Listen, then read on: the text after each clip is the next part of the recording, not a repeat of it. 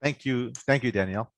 First, let me thank everyone who has come online today to join this forum and to contribute your thoughts and your comments. I'm also very appreciative of the second panel that we'll have today, made up of Mr. Lian, Prof. Danny Kwa, and Professor Irene Ng, which is moderated by Professor Tan and Sir. I think that panel will provide us a lot of food for thought as we think about the broader issues about platform work. Let me start off this session by first sharing with you some of what my team and I have been able to examine since the later part of 2019, when some of us began our journey trying to better understand platform workers. In a while's time, I'll have my colleagues Wen Li, Fiona, Shamil, and Clara provide us some insight on various parts of the study.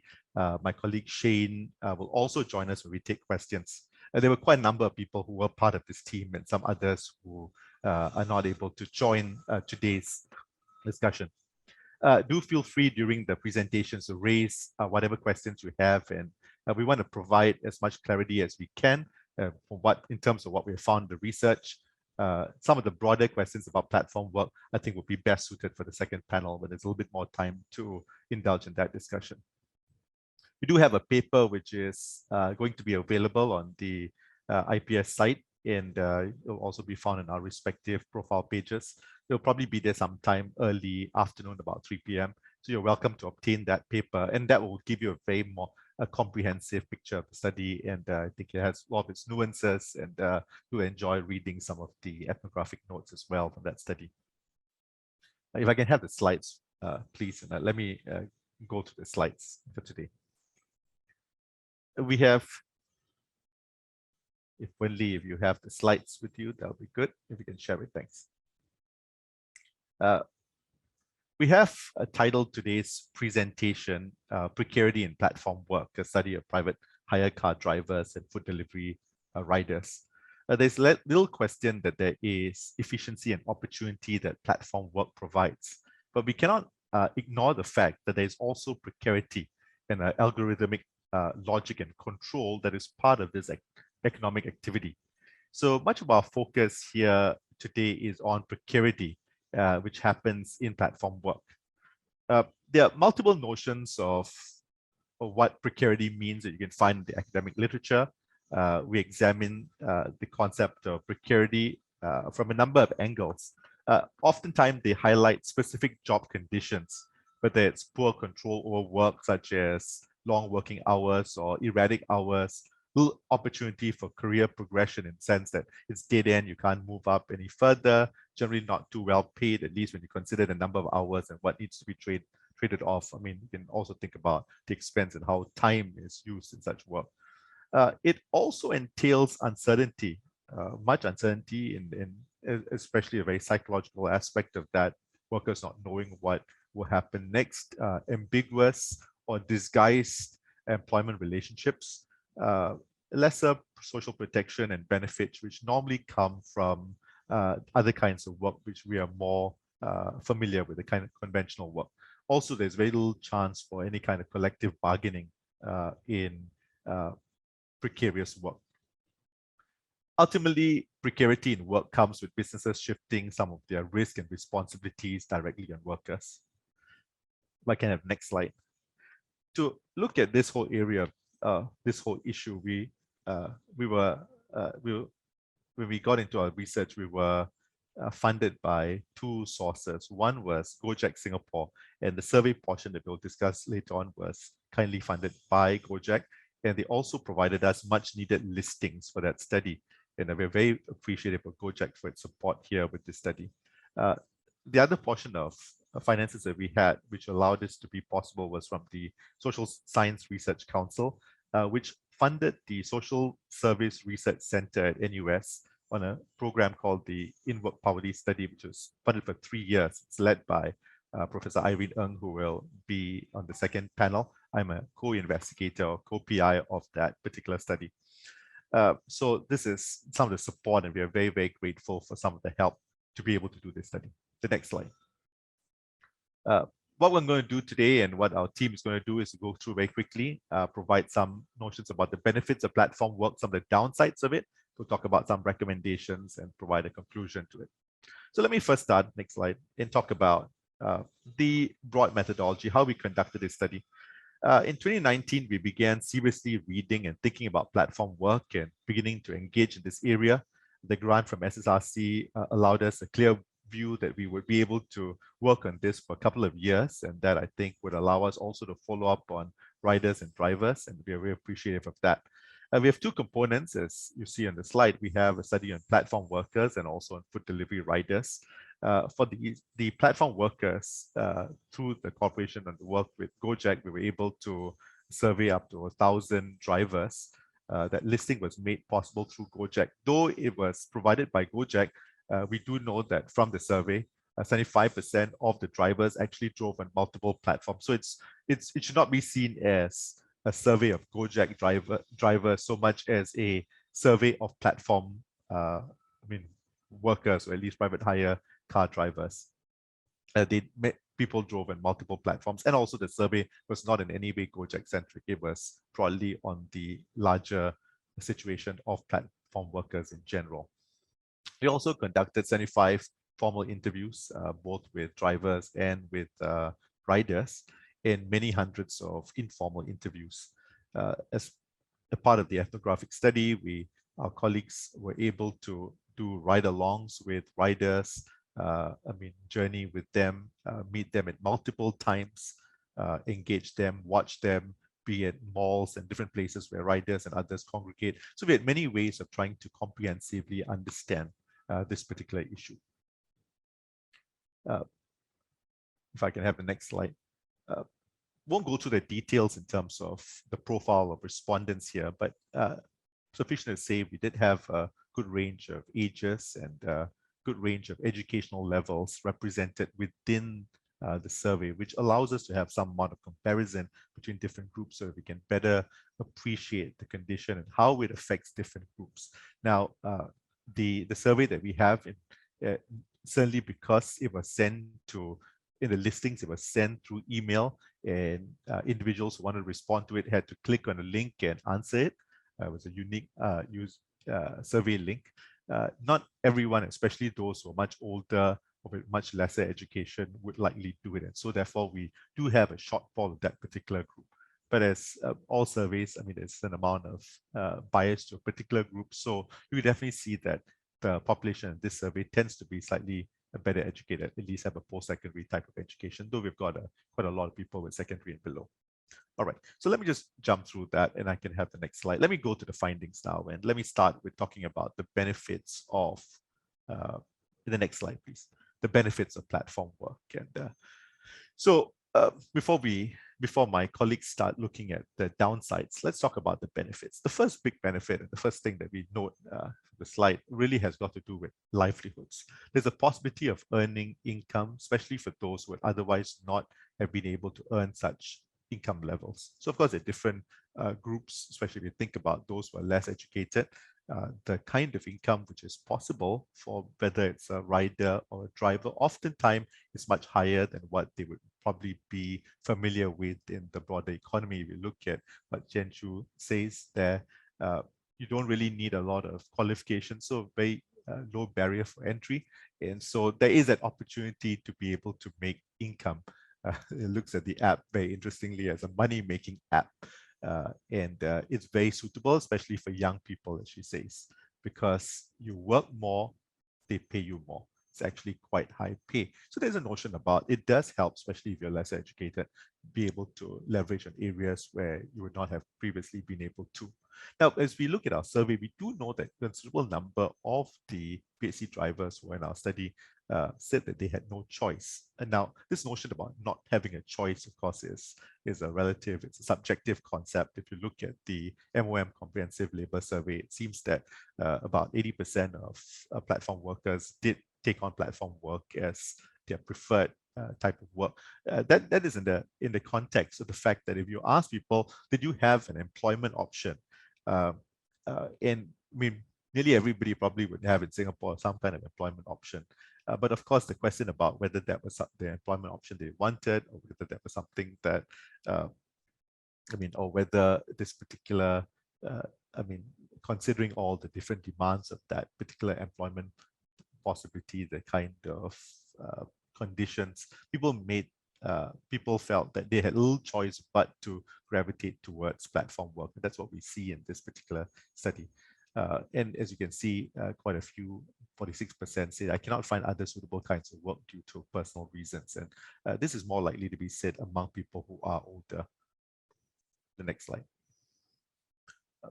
So the possibility of earning substantial income comes through these means. If you look at some of the responses from drivers who did not take this job as a primary job, you notice that about 76% actually say that it provides me extra income in addition to the income from my primary job.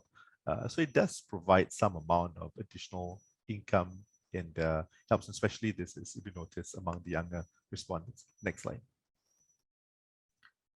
So if you put some of these things together and if you look at some of our qualitative quotes, platform work seems to be a quick and convenient way of finding work at the Switch on an app. Look at Amira's statement. She says that she needs to get money to get something for a child. And it's easy. You can log on to the app and you get the money. So for a group of respondents who generally did not have access to a stable income and jobs, this was a fantastic option because at the Switch on app, you were able to get some of that, fulfill some of your needs. You don't have to beg, you don't have to borrow, you can be able to get what you need. Also, as Jeremy points out, there's certain life events, maybe a wedding or other things, you need to put a lot of payment income is needed. And so the option of being able to work hard on a platform job allows you to be able to get some of that. For others like Razi and Shafiq, this is an issue about not having stable work and which could pay well, and especially because of their qualifications, or in the case of Shafiq, possibly some kinds of difficulties or injuries, which does not make some other kinds of work they were supposed to be doing possible. The next slide. And of course, if you are trying to transit from one job to another, especially in your middle age season, and as Chin Han points out, to be able to get a job in the platform economy does provide you quite a bit of finances, more than what you would normally have been able to get. As he says, you have to be a company for quite a long time to be able to get a 4,000, 5,000 take-home salary. So it is something that, it's quick. You can just get it. You don't have to have lots of interviews. You can just go and take up that job once you have the requisite license. So if I can move on to the next part, one of the benefits of this job is certainly it helps people in terms of their livelihoods. It also provides some flexibility and autonomy. Now, later on, my colleagues will question this notion of flexibility and autonomy, but starting off from the respondents in terms of how they look at it, quite a few respondents talk about their flexibility. So for instance, 76% say they enjoy the flexibility of the working hours, and nearly half talk about this idea of being their own boss or the autonomy that comes with this work. Certainly when they make those statements of flexibility and autonomy, it's often timed in relationship to some previous employment they were part of. And perhaps that particular employment was did exact considerable amount of effort and labor, or had not very good conditions. So the notion of flexibility that comes with this particular job was certainly something that propelled them into it. You can notice how Adil talks about this, that compared to other kinds of delivery job, the flexibility that comes with using a platform is so much better. They have some freedom to say you cannot go to a place that has been assigned to you, which you may not be able to if you're a logistics driver, for instance. Then for others like Guan and the long hours in some kinds of work, like you talk about, Guan was in the hotel industry as a chef, many hours of work and preparation, and the idea that that you will not be able to have the kind of work-life balance you need, or in the case of Ko, the fact that it gets very difficult to manage a lot of the demands that people have at the workplace. The next slide. And of course, some of these considerations are a little bit more important for some groups of people. Now, it's important for a lot, but notions of flexibility, for instance, particularly tends to be more appealing to younger people. The next slide. Having said all that, I think it's a good time for us to to move on and look at the downsides of platform work. And my colleague Wenli will take over. Okay, thank you, Matthew. So while, as Matthew has elaborated, it seems like there's a lot of good things, but there are a lot of concerning downsides to platform work. And one of it is that in order to get substantial incomes, a sizable income, there are a lot of conditions to be met. And that means that the flexibility and the freedom comes with a lot of caveats.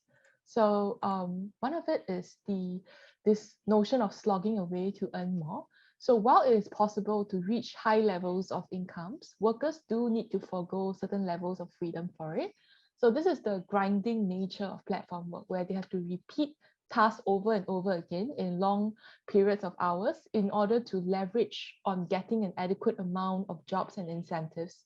So we have a case of Marcus, which is a full-time bicycle rider that he joined over like 2 years ago. So we've kind of followed him for a while, and we interviewed him a few times, and we even followed him on his work day. So when he first started, as seen in this quote here, he thought that he doesn't need to work very long hours, but he realized that slowly it's not true because of COVID, and he started to come out earlier and earlier, adjusted his time, and he ended up working currently 6 a.m. to 8 p.m. every day, almost every day. So I rode with him on a few times. So one time I cycled with him for about 9 hours on a Sunday, which is sort of his like half day. So this is the map of where we cycled. So it's from Khatib to Woodlands. So we cycled about almost 50 kilometers that day. So he was sent to like many places where many riders, bicycle riders normally won't go because it's very far. But he doesn't reject any orders from the app. He's never late for his shift, and he doesn't take any breaks. So on the day that I followed him, the only break that we took was a toilet break when we were waiting for food. So therefore, it sort of like gives a different side of this flexibility, because in order to earn sizable incomes, the relatively successful worker like Marcus, who earns about 5,000 to 6,000 a month, has to follow the very long disciplined hours with relatively strict and high levels of demands work schedules. So he has to sacrifice more time and income, and which is an inherent feature of the seemingly like flexible platform work. And we also found that this is also similar for drivers who also earn higher like incomes also. So in the survey, we see around like 25% of respondents indicated that they became a driver because it provides with reasonably good income, and close to half were not satisfied with their income as driver, and approximately 40% were not satisfied with their working conditions. So even though they were attracted to the high incomes, they were not necessarily attracted to the conditions. So even though 57% said that they could tolerate the pressures of being a driver, only 1 in 5 said that their overall quality of life improved since becoming a driver. So some drivers can tolerate the pressure, but they are not generally satisfied with it. Yeah, so younger drivers are generally more satisfied in some areas, but overall satisfaction is still low. Yeah.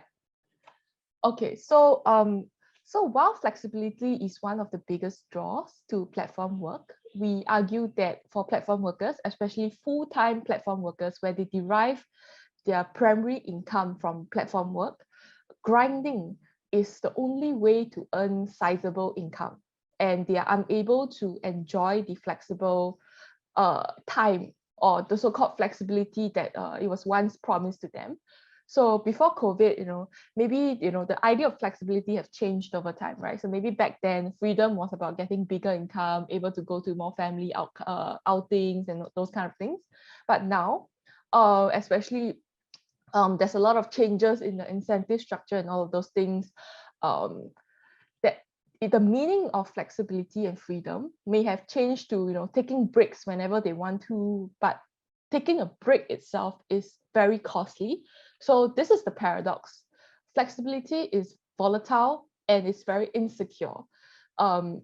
And, like the issue of freedom becomes very irrelevant to someone, for example, like Shem, who states here that it's great to earn money, but you don't have time to spend the money.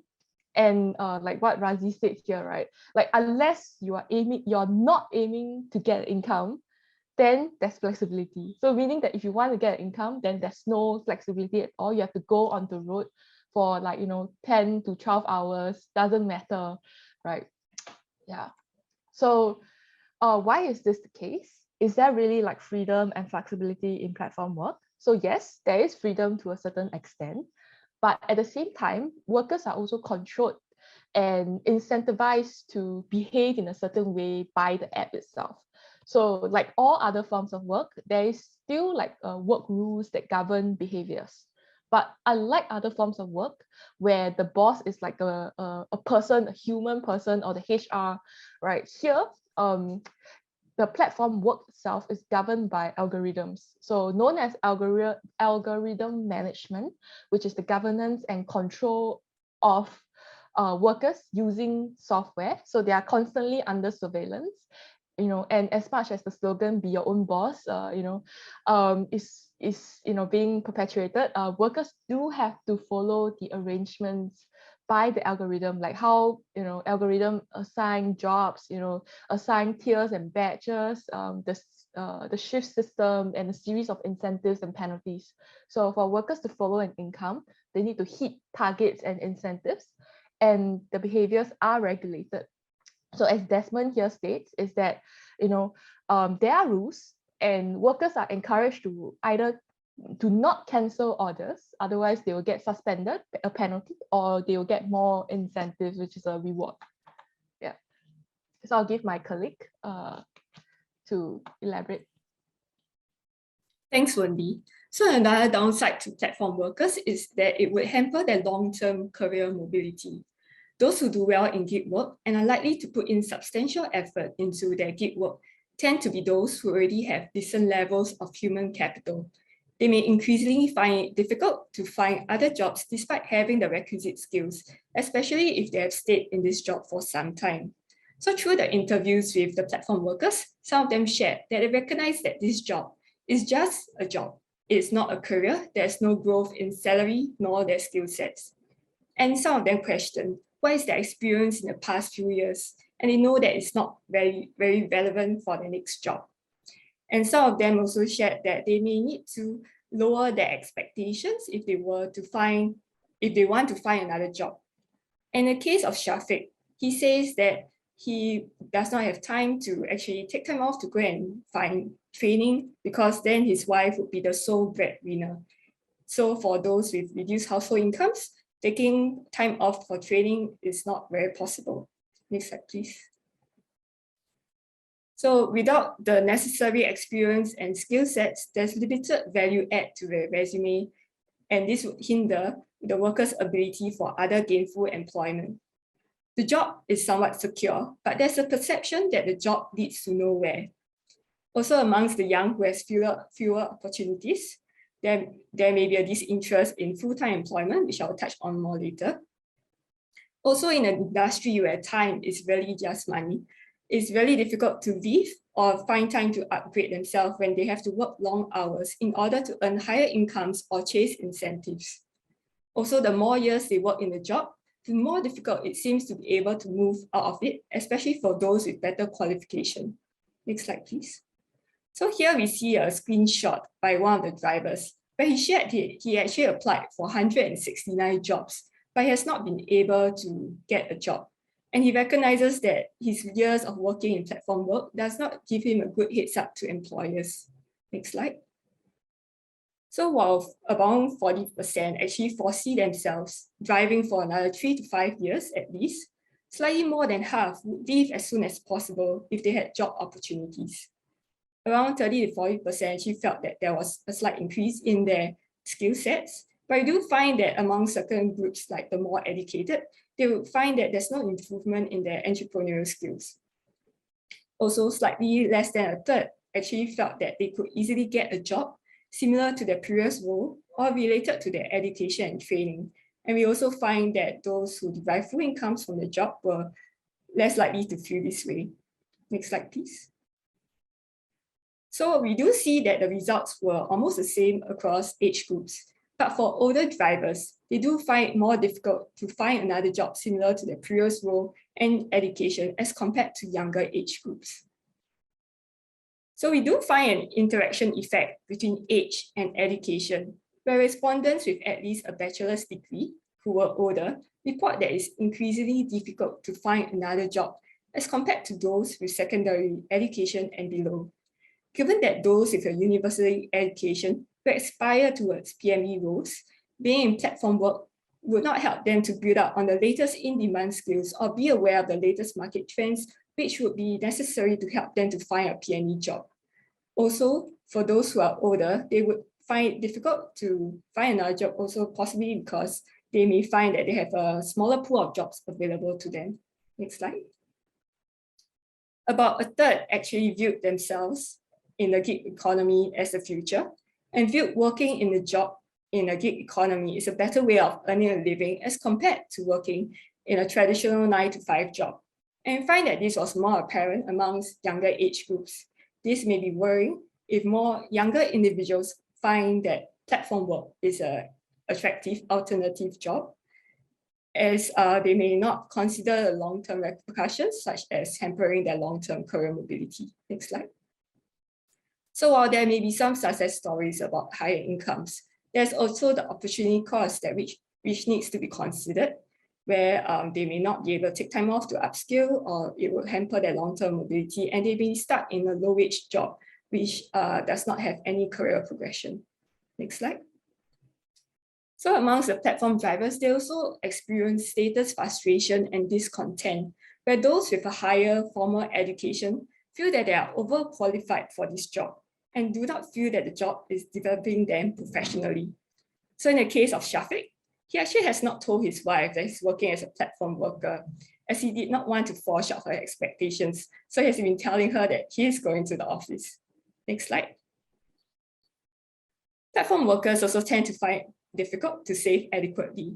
So we find that around 60% actually did not have enough savings to take care of their personal and family needs for the next 3 to 6 months if they stop working today. And a majority of them felt that they could not save enough because their expenses take up almost all of their monthly income and that they have existing debts to clear. Next slide. So some of the platform workers shared. So in the case of Ideal, he shared CPF is empty, he needs to pay for his HDB. So what will happen when he gets older, when he's no longer able to work and earn incomes from platform work? Also in case of Hokming, he shared that platform work helps to pay his bills, but it does not help to build up on his savings and does not help to keep his future going. Next slide. So we do find that around 60% actually experience high financial stress. And this was more apparent amongst the middle age group, which may have higher financial commitments with family and children. We also find that a majority of the drivers actually were worried about whether they had enough retirement savings or whether they had enough savings if them or a family member has an accident or serious illness. And we find that drivers who earned their full incomes from platform work and also those who have been driving for some time tended to be more worried about this. Next slide. About half of them actually did not make voluntary CPF contributions, and younger drivers and those who derive full incomes from driving actually were more likely to not make voluntary CPF contributions. This may be worrying because CPF is something important for many Singaporeans to pay for their large expenses like housing. And we do see that about 1/3 actually were not willing to set aside any incomes for their retirement savings, healthcare savings, and unemployment insurance. And this group may require more nudging to encourage them to save for the future. Next slide. So some of the drivers shared that they think CPF is good because it helps them to pay for the house and they don't need to worry. But they, in the case of saying he actually shared that he hopes there's more flexibility to CPF, and he comments on the inflexibility of it. Next slide. Platform workers are also rather concerned about their health and report decreasing levels of health over time. So we see that about 44% actually felt that their health has worsened since they started driving. And about 60% were more stressed about taking long breaks during their driving hours. And they were generally not satisfied with the medical benefits provided by platform companies. Also, another concern is that drivers are incentivized to drive sticky because they are chasing after incentives or after the extra income. And this is not only a safety hazard to themselves, but also to others, for example, the road users. And they are not adequately covered for accidents and longer-term health issues. Next slide. So you find that across age groups, the results were fairly similar. Next slide. So there's a stress that they deal with passengers and also other users, such as during traffic jams. So despite the longer working hours having an impact on their physical health, there's also stress from different sources. And the job is not as straightforward as it seems. So I'll now hand over the time to my colleague to share more about the other downsides. Thanks, Fiona. So we also found that platform work attracts lower income individuals, particularly those living in rental flats. So we do visit like neighborhoods with high classes of rental flats, and we notice that there's a lot of like rider gears, and platform work is it's very prevalent as a form of like primary income work in rental flats, rental housing. So a lot of such individuals may get entrenched and invested into this world, as their goals may circulate around getting new equipment, upgrading their bikes or e-bikes. So here, right, here's a picture of like a corridor in a rental flat. So this is like a point of consideration for platform work, is that what happens when platform work no longer becomes sustainable? What will happen to this group of lower income individuals? So especially as we will discuss next, platform work is full of like precarity. So I'll give the time to my colleague to explain the precarities. Thank you, Wenli. And it was only when we entered the world of our participants via collaborative approach like ethnography did we actually discover how many rental housing were actually riders, and it's a large proportion. So, somewhat related to that is a theme of precarity and experienced by a group of our essential workers, right? So according to our survey, about 91% said they were worried that they will no longer be able to earn enough money as a driver because the financial incentives given by ride-sharing companies are increasingly being cut or reduced. Interestingly, the majority, about 65% of them, were also worried about the rapid rise of self-driving vehicles. Now, whether self-driving vehicles will do so or not, it is this perception of uncertainty and the resultant persistent anxiety. For example, the changing policies, like previously the PMD ban, or what platforms platform workers actually refer to as the ban. This perceived drop and constant change with incentives amount, the schemes. This impacts ideas of certainty, in fact, or even trust, right? It doesn't matter actually whether things are kind of true or not, right? So these perceptions are important, but whether people actually believe it to be true and therefore act upon their belief. And that kind of the actions are the ones that we researchers actually study, right? So it can be in terms of stress and the impacts of stress, for example. So therefore perceptions are really important. And next slide, please. One more. Yeah, and as you can see, previous slide, as you can see across the board at different ages, like there's you can see that people worry. Sorry, when you were previous slide, there is across the different ages, basically, the worries across different ages, not just to so-called the 21-year-olds, whatever. It's all the way up 50 and above as well. So it's really across the board. So let's dive a bit deeper into the everyday experience. Next slide. So informed by our data generated by our ethnographic work, especially, we're able to create experience or work journey maps. Basically, it deconstructs a typical work experience into distinct stages that drivers and or riders go through in a typical journey. Of course, you should note that, of course, different profiles of riders in fact, even different applications would have that impact on the experience, right? For example, a part-timer will have probably less incentives, right? It's a simple difference. A person who's very experienced, a very experienced rider will have very different experience compared to a younger, new rider, right? More green-eyed, happy driver. So yeah, and the map allows us to better appreciate what takes place and the pain points in each stage, whether it be interaction with customers or even infrastructure, right? Now, do note that while we might point out pain points, it's not to sort of it's not intentional in the sense to put a particular company or organization down. It's more of this discussion, right? Of how we can sort of improve certain things, not just for the workers but also for everyone else, including the different stakeholders. So I won't go through each stage, but it just shows another way of looking at precarity and the worker, and that is in terms of process, right? That is the reminder, the everyday reminder of via the experiences of precariousness and precarity, right? So you might, on the first day, you might not think of it as being precarious, for example, but maybe after some time, this reminder reminds you how precarious it is. So therefore, it is the idea of the process of precariousness, right? Next, please. So this is the journey this is a driver's journey map, 7 distinct stages from wait all the way to payment and everything. It's rather obvious in the sense, I think self-explanatory, not say obvious, but self-explanatory. But I'll try to go through some parts here. So for example, the wait time is basically the time in between the pings. When they just log in, or maybe they just completed a job on standby for the next, or maybe they're filling the petrol. Trigger is basically the ping itself, what we refer to as, or what riders or drivers refer to as the ping, literally a ping sound sometimes, right? That's when the job comes in, and they think whether to cancel and so on and so forth, all the way back to the payment. Next slide, please. For riders, same, they have 7, but again, different experiences for example, rider on a motorcycle versus on a bicycle, right?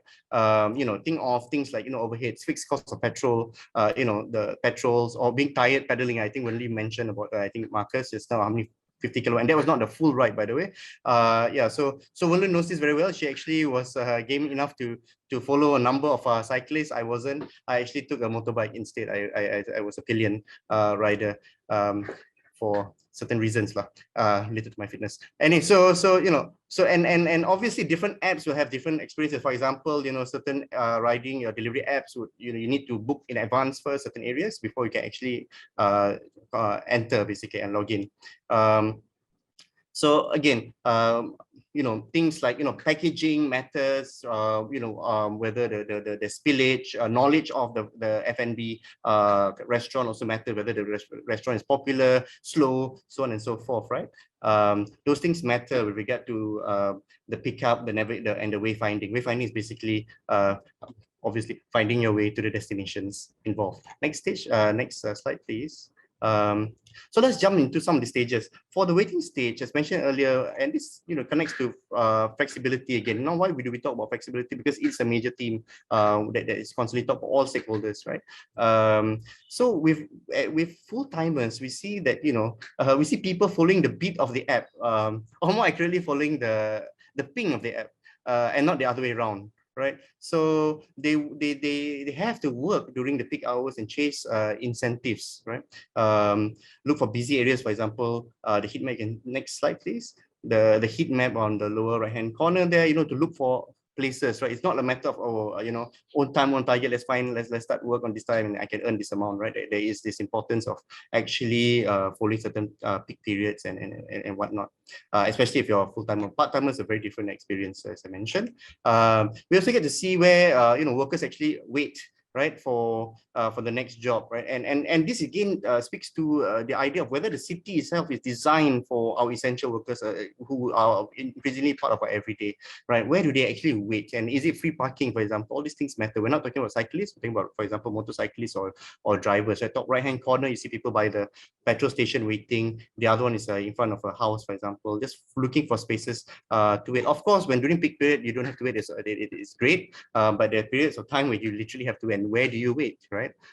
We all want them to send the food to us, but we don't think of sometimes this thing only when you follow them and you see how and where they wait do we see actually these things actually happening, right? And yeah, so another interesting area we also observe is, and it's related to agency basically, which is a choice of free will, is this idea of workers always constantly try to figure out how to get jobs, right? How to get the ping basically, and they will come up with numerous ideas or theories, right? For example, or even even going on Telegram or WhatsApp groups that would list jobs basically that some of these drivers or riders can take without commission. Basically, there's no kind of middleman commission.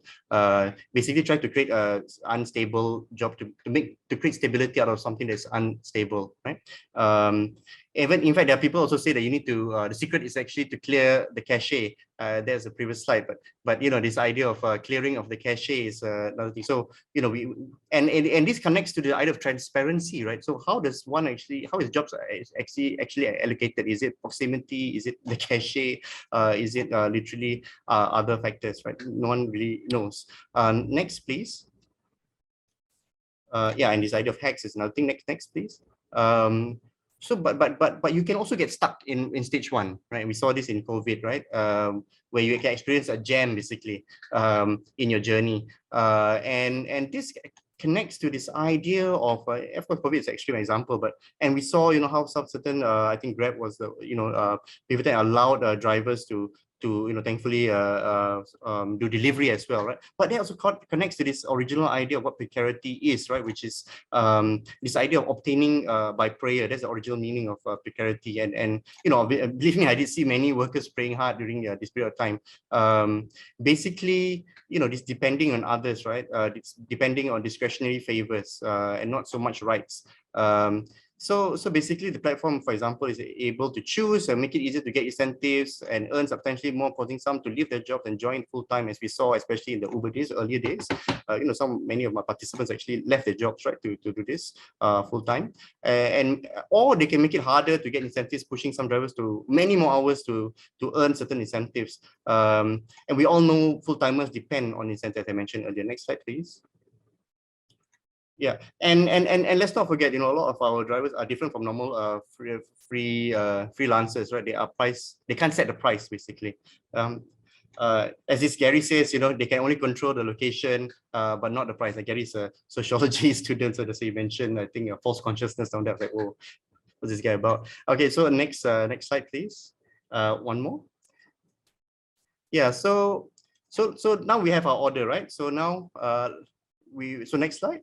So we'll go and pick up the order. Now that is if the person is actually there, or doesn't it cancel on the driver along the way. Next slide.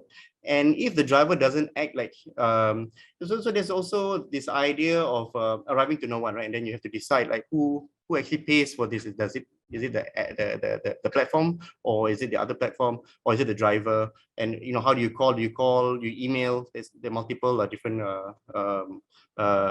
experiences in that part, and of course some restaurants also, or F&Bs, are a bit slower than others, right? And that's another issue there, right? And they get blamed by the customer, which impacts their it might impact their so-called rating later on, which impacts the incentive also and the tier. Next one, please. Now, we have spoken about dealing with customers earlier, but I just want to stress on that dealing with customers and the stress or relief it brings, right? Because sometimes customers act as those kind of listening ear for some of our drivers, especially. But what about gender element? Next slide, please. As Sherry illustrates about how she has on some occasions felt uncomfortable with dealing with, especially some male passengers. Of course, we know that a really small percentage are women drivers. But as with most things, let's not forget so-called minorities, right? But interestingly, some platform drivers, operators have tried to educate drivers on professional behavior and what constitutes sexual harassment. But how about the other way around? How about passengers and how they behave and treat riders? Thank you. Next slide, please. So now finding the place. So finding a place can be a hassle. We're talking about infrastructure, right? Whether it be friendly or hostile infrastructure. On the left is considered to be a hostile infrastructure because you want to go fast, but you got this blockage. On the right is an example of something that's great, something that would help riders to look for houses. Next slide. Because for riders, they're looking for units, not just a block, right? There's a bit of a difference for riders and a driver. And just as when you think you're getting paid, of course, it's not very frequent, but it's enough for riders and drivers to know that there are some issues here, right? With regard to passengers running away. Next slide. Or play pranks, right? Where they order, actually there's no one there. And then again, who pays? Who do you talk to? And of course, there's some apps that have a certain so-called what do you do next kind of thing embedded in the UI itself, but some do not, right? And of course, the idea of some paying cash and not cash is another thing to think about. Some apps only digital, so you don't have to worry about these things. Next slide, please. Yeah, so then we drive home, right? As we go home, tired, having bills to pay, for especially those with tertiary education, they have to deal with the regular questions, frequent questions related to, when are you getting another job? Or, you study so hard, can you get a better job? This constant reminder that this isn't an ideal job for you, right? By your partner, your mother, father, friends, and so on and so forth, right? You need to move. But then they will say, like this idea of like where they don't have time, right? To look for, and some of them would say they don't have time to look for another job. Next slide, please. But and how about major bumps along the way home, for example, like accidents, right? Who is liable? Like we have a participant actually who has gone through at least 3 accidents and even COVID. And so when we spoke to him to try to understand, like who pays, for example, a vehicle accident, he really feels that it's mainly him because he pays for the vehicle insurance itself, right? Without injury, I'm talking about injury, but more of the vehicle accident, he's paying it, but he feels that it should be 100% the company since he's doing work for the company. He was on MC also because of COVID as well, but some platforms only go until the 6th day onwards. That means after 6 days, 6 days onwards, you get paid about 75% of your average gross pay. So he got COVID and he got paid about 75% over there. So speaking of the pain points, Clara now will take you through some recommendations. Clara, please. Thanks, Shamil. So to address the downsides of platform work, we have to first figure out the groups that are most affected. Next slide.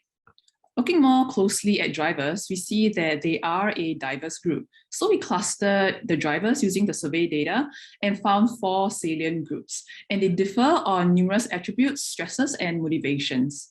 We can see that the no choices are the more experienced drivers, and they drive full-time, and they are also the most inclined to leave the industry and the most stressed over their finances and health. Work autonomy or self-improvement opportunities were, in comparison, not as important to them as compared to the satisfied drivers, who are experienced as well, but they drive part-time. We couldn't systematically cluster riders, but from our qualitative study, we can also see that delivery riders are a heterogeneous group as well. Next slide. We also segmented the drivers by their age and employment status, which is whether they drive full-time or part-time. We again find differences now between 6 groups of drivers, with full-timers being quite different from the part-timers. I will briefly elaborate on how they differ in the different stresses and motivations. So first, we see that part-timers were more likely to value the flexibility and the autonomy that driving provides and were more satisfied with the job overall. This has likely got to do with the fact that they have another job on the side, so with whatever free time that they have, they could just switch over to driving to supplement their income. When we look at full-timers, on the other hand, they tend to take up driving because they have no choice, and they are more likely than part-timers to want to leave the industry as soon as they find another job. Also, full-timers and especially younger full-time drivers tend to have fewer savings, which translate to greater worries and anxieties over their retirement or whether they have enough money to cover any health or accident-related contingencies. Younger full-time drivers were also less likely to make voluntary CPF contributions and were also less willing to set aside a portion of their income for things like retirement and healthcare. So we can see that in general, full-timers, and especially the younger ones, are in a more precarious financial position. Younger full-timers also push themselves a bit more to drive for longer hours, but at the same time, they are also aware that they are not taking enough rest in between shifts. The fluctuating financial incentives of platform work, affect everyone across the board. But of course, being full-time drivers, they would feel the impact a lot more as this is their only source of income. So any recommendation or intervention must consider the heterogeneity of platform workers, but who should be taking up the duty to mitigate the downsides of platform work? Drivers are often referred to by the platforms as driver partners, but we can see that less than 1/3 of drivers see themselves as partners in the ride-sharing business. Most see themselves as self-employed, but also constrained in ways that other self-employed workers are not. There is also a sense of a lack of open communication that will make them feel like partners in the business. Drivers feel that the Singapore government would be the best able to represent them and their interests. They trust that the government can help them, make sure that their income is secure and in safeguarding their overall welfare of platform workers. This is in comparison with other entities like associations, which includes the National Private Hire Vehicles Association, as well as the Freelancers and Self-Employed Unit. And it is also in comparison to other drivers, as well as ride-sharing companies. We also considered various interventions while also keeping in mind that different platform workers have different needs and that no intervention is going to solve every problem. A rest period policy may be introduced, like what Uber and Lyft did in the United States, in order to encourage safer driving practices. Savings can also be encouraged with matched CPF contributions, and greater healthcare or accident insurance coverage would also make drivers feel more protected. There are also full-time drivers who wish to leave the industry but are still driving because they haven't found alternatives.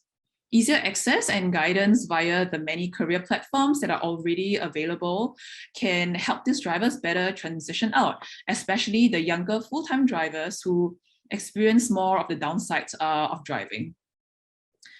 Getting drivers to be aware of what driving and riding entails and reducing information asymmetries can help both full-time career drivers and riders make better choices and help platform companies as well to get more committed drivers and rider partners. Improving our urban infrastructure landscape could also help our riders more as they make their way around the island. So with that, I will now pass the time back to Matthew to wrap up. Thank you, Clara.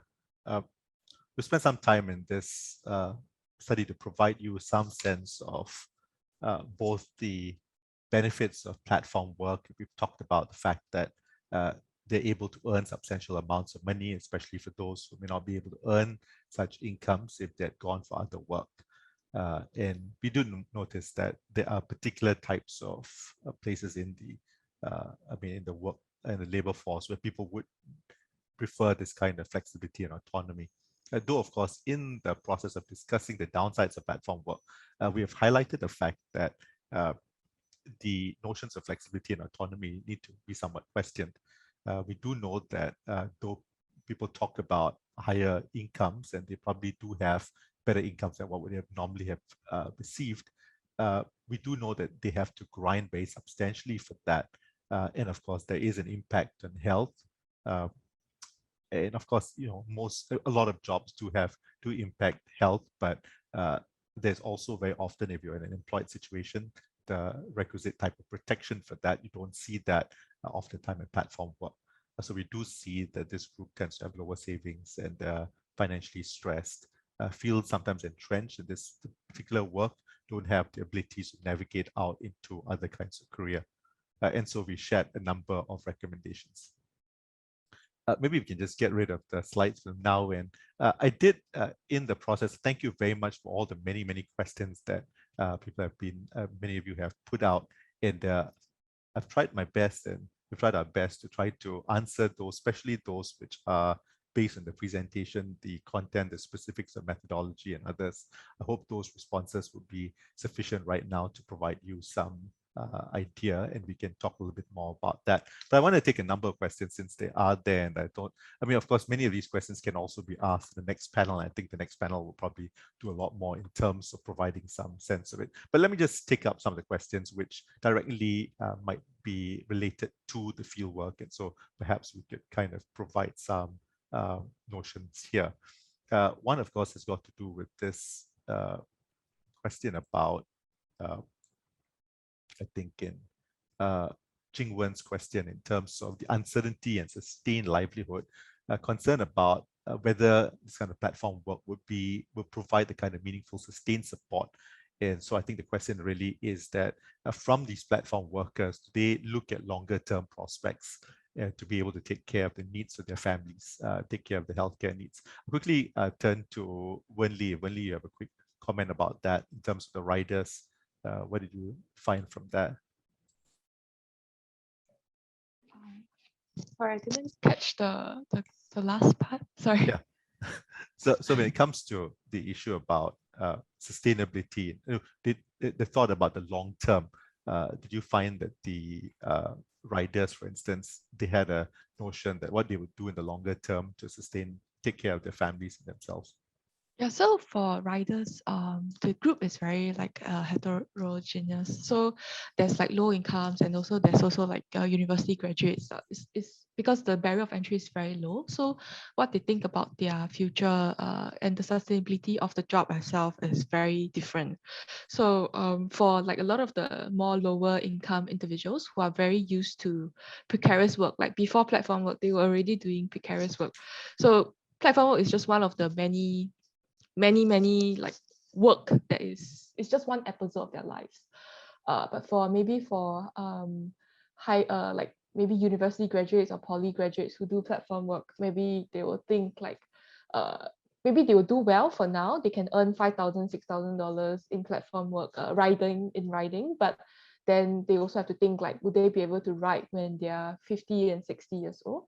But also the more educated will also think about like more like how to say things about what will happen if platform companies are no longer like dominating the market. Like what happens if this business model is no longer sustainable? So, and all of the like what happened to Uber, right? Like what if another company eats them, like a merge, or like or they leave the market, what will happen to them? So those are things that we need to consider, like, is it sustainable in the long run?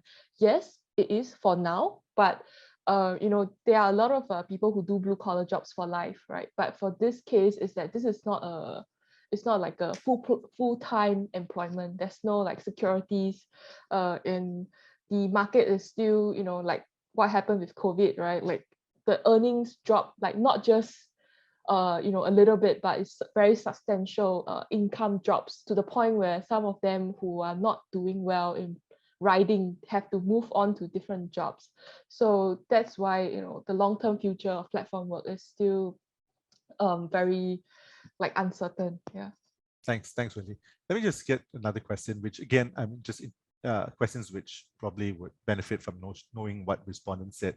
Did the qualitative aspects interrogate the decision not to contribute to CPF? Question by Christopher, by about half of the respondents. Why were people not contributing to CPF? Shamil, do you have any quick thoughts about that in terms of our discussion about CPF contribution and why people did not feel that they wanted to do that? Yeah, thank you, Matthew. Yeah, I when we asked about your CPF contribution, I think many people who actually in this, at least for those people we interviewed and spoke with, they want the money in hand, right, to pay for those bills, whether it be loans. We're not talking about just the low income ones, we're talking about even the higher income ones as well. I mean, sorry, the educated ones. It's this idea of money in hand to pay for bills, and to contribute is basically, of course, taking away that ability to pay for those things. Yeah. So yeah. Thanks, Shamil.